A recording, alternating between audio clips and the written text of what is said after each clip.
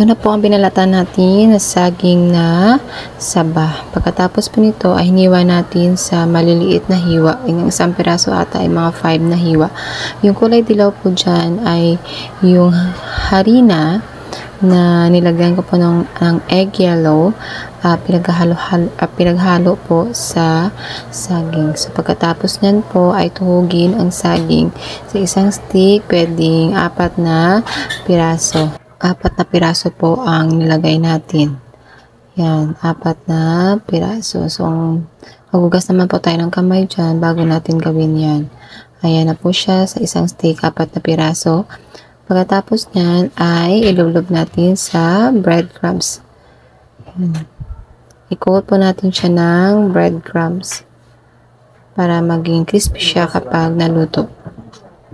Ayan, pakpakin po natin para dumikit yung breadcrumbs sa harinang pinaglubluban natin ng saging.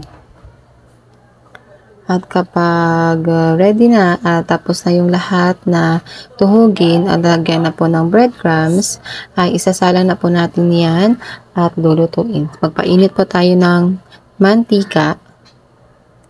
Hintayin uminit ng mabuti at saka natin iprito ang banana na nasa stick.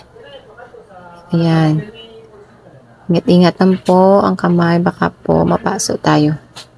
Hintayin po maging golden brown po ang saging bago siya hanguin. Ayan na po yung natapos nating lutuin na nakabuo tayo ng 22 piraso.